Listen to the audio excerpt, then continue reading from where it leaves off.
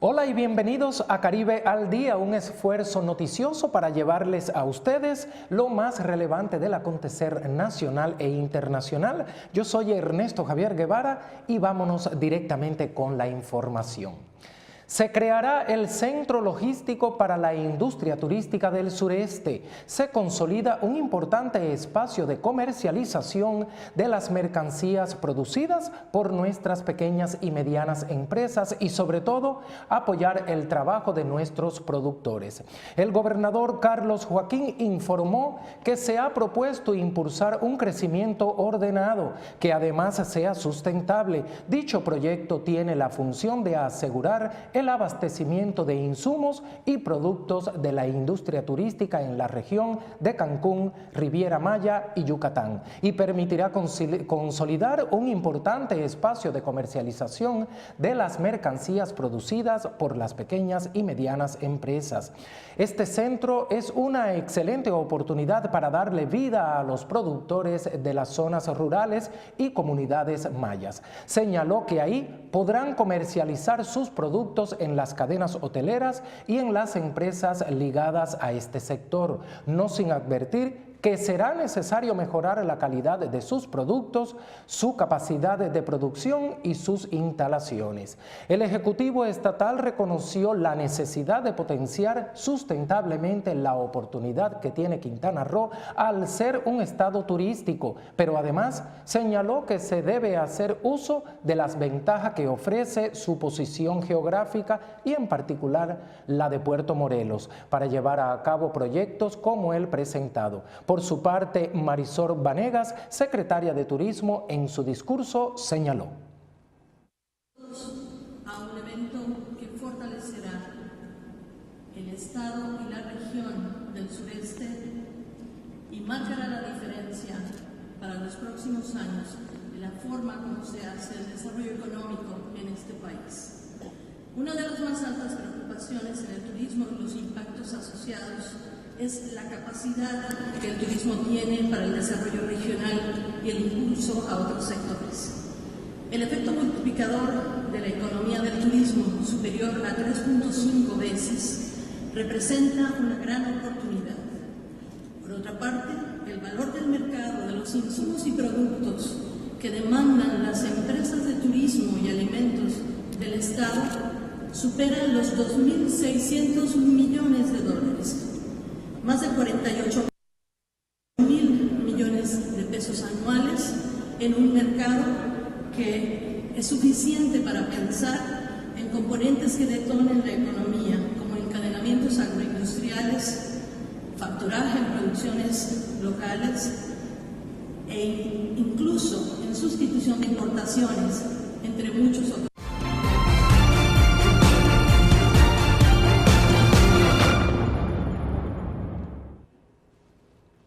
Los vientos máximos sostenidos de Matthew son del orden de los 155 kilómetros por hora, con rachas superiores. El centro de huracán se estima a 860 kilómetros al este-sureste de Kingston, Jamaica.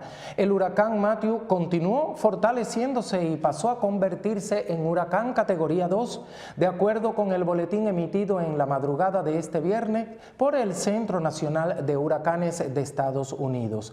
Los vientos máximos sostenidos de Matthew son del orden de los 155 kilómetros por hora con rachas superiores y la presión central ha descendido hasta los 979 hectopascal. A 0900 UTC el centro de Matthew se estimó a unos 860 kilómetros al este-sureste de Kingston, Jamaica, con un rumbo próximo al oeste a unos 22 kilómetros por hora.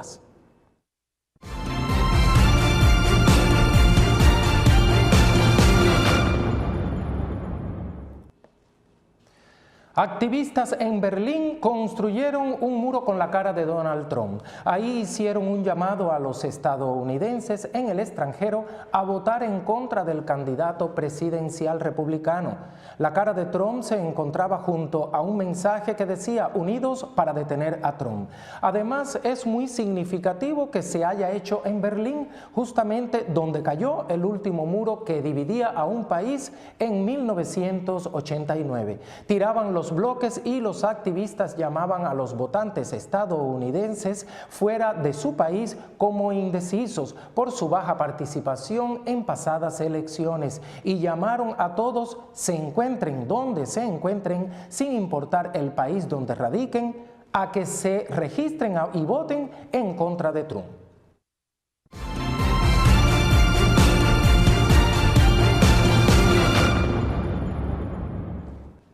Vámonos a un corte y en un momento regresamos con más en Caribe al Día.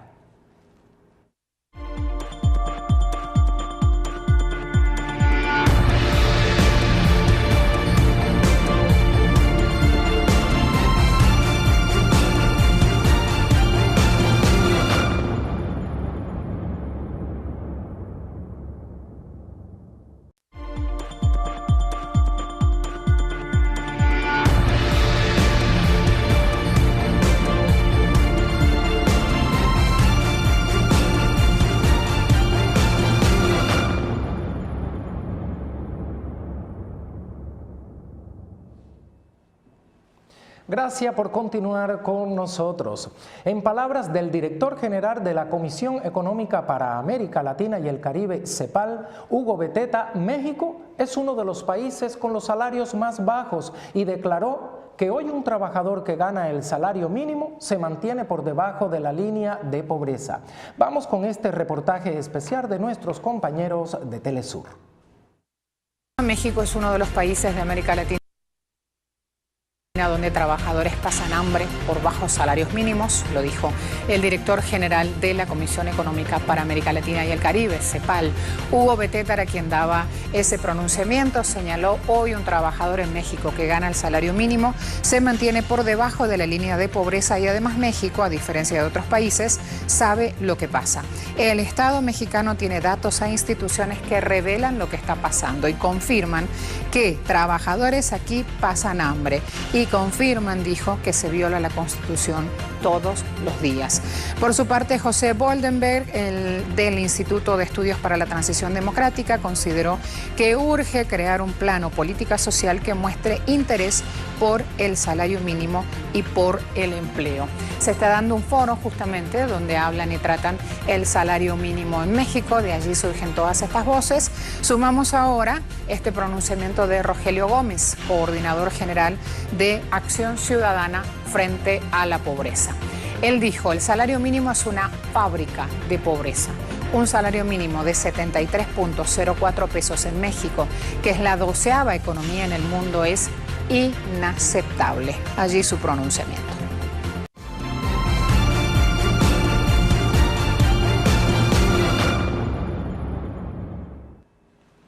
El secretario de Acción Electoral del Comité Ejecutivo Nacional del PRI, Arturo Zamora, afirmó que están en proceso de recabar pruebas para probablemente aplicar una sanción a los gobernadores de Chihuahua y Quintana Roo, César Duarte y Roberto Borge, respectivamente. La comisión tiene la obligación de recabar información y entonces, una vez integrados los expedientes, se emite la determinación, de tal suerte que en los otros casos estamos precisamente en este proceso de recabar pruebas, argumentó Arturo Zamora. Apuntó que en el caso del exgobernador de Nuevo León, Rodrigo Medina de la Cruz, ya existe una solicitud para iniciar un proceso. No podemos actuar de manera complaciente porque no está el procedimiento oficioso, pero estaremos pendientes de la recepción de alguna queja o denuncia en este sentido, dijo. Por su parte, la Comisión de Justicia Partidaria del PRI determinó suspender los derechos partidistas del mandatario de Veracruz, Javier Duarte de Ochoa, junto con 6 funcionarios y exfuncionarios de su gobierno, con lo que se abre la puerta a un proceso de expulsión. De acuerdo con el presidente de la comisión de este instituto político, Fernando Elías Calles, esto es una medida cautelar de tiempo indefinido y responde a las denuncias presentadas por Armando Barajas y César Mora por violaciones a los estatutos y acusaciones a presuntos actos de corrupción.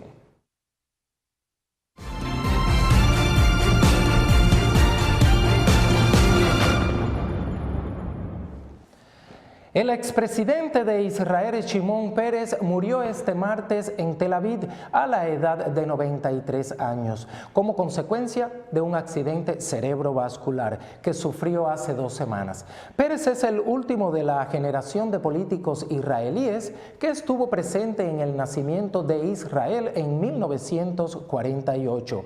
Ocupó en 2 ocasiones el cargo de primer ministro del país y en una el de presidente. Luego del acuerdo de paz de Oslo, recibió el Premio Nobel de la Paz en 1994, junto al ex primer ministro israelí Yitzhak Rabin y el expresidente palestino Yasser Arafat, ambos ya fallecidos. Estados Unidos, Francia, Rusia y Unión Europea, Alemania y España, entre otros, rindieron hoy tributo al expresidente israelí, del que todos alabaron unánimemente su tenacidad por lograr la paz con los palestinos. No me imagino un tributo mejor a su vida que renovar nuestro compromiso con la paz que él creía posible, afirmó el presidente de Estados Unidos, Barack Obama, tras conocer la muerte de su amigo por un accidente cerebrovascular. Peres nunca renunció a la posibilidad de una paz entre israelíes y palestinos y los vecinos de Israel, agregó. Obama, al destacar que Estados Unidos está en deuda con él porque nadie ha hecho más para construir la alianza entre nuestros países.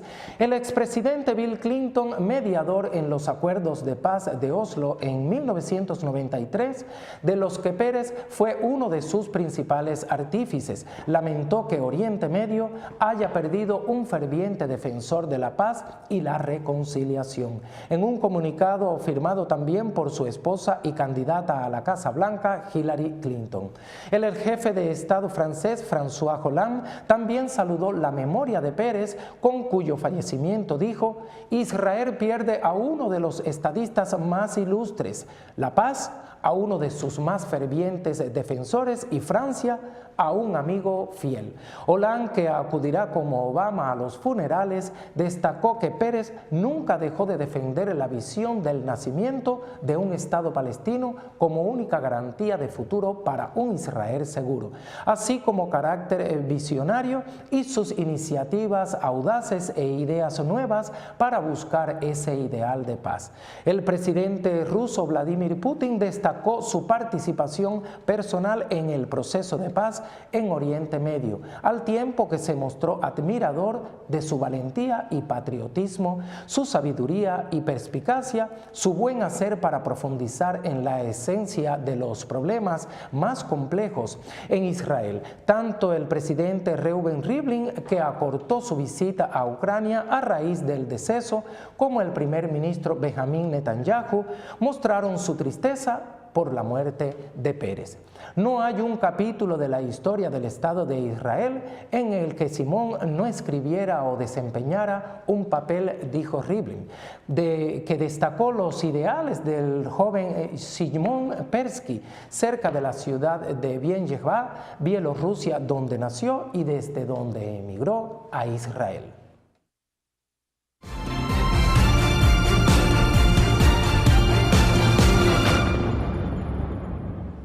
Vámonos a un corte y en un momento regresamos con más aquí en Caribe al Día.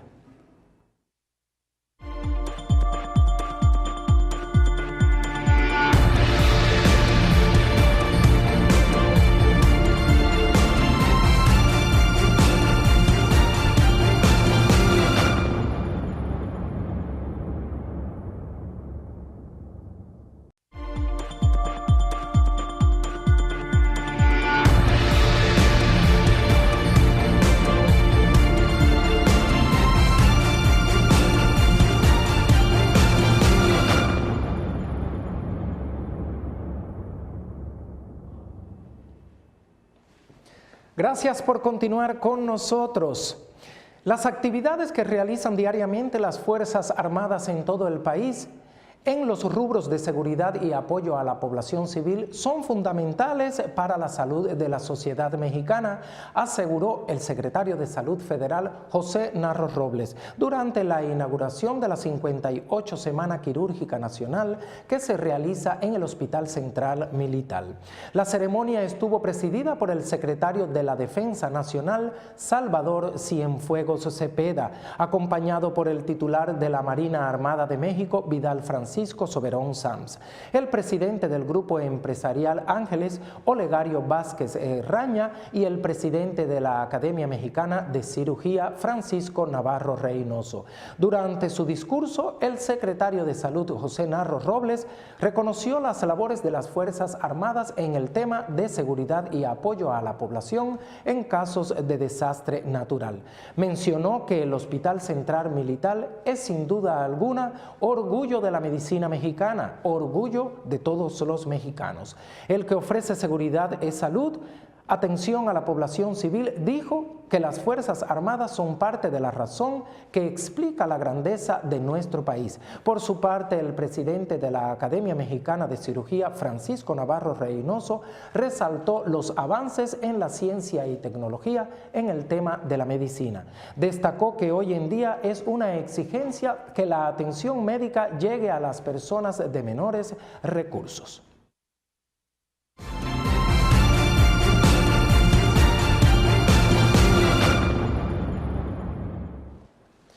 Quien asuma el cargo como director de Cultura Municipal de Solidaridad en Quintana Roo tendrá una plataforma en infraestructura, participación al igual que equipo inmobiliario para mantener el impulso de la cultura, tanto en la generación de públicos como la promoción de artistas en activo y en formación.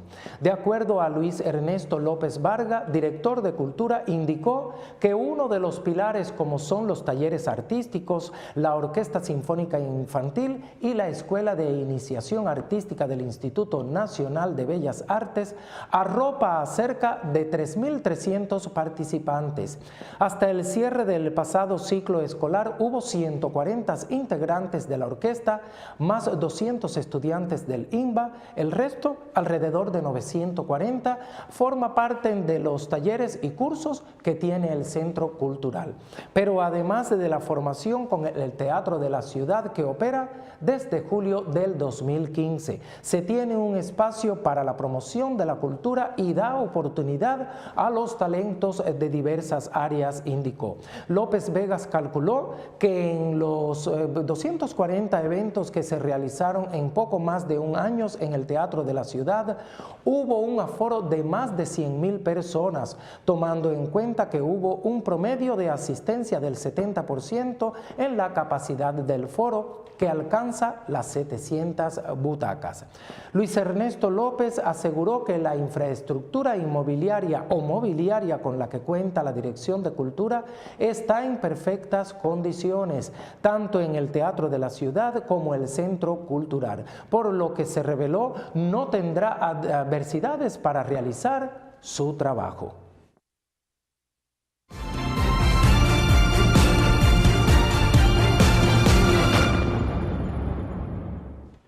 Esto ha sido todo por hoy. Les agradezco su atención y les invito a continuar con la programación de Caribe Entertainment Channel. Muchas gracias y hasta una nueva emisión de Caribe al Día. Hasta pronto.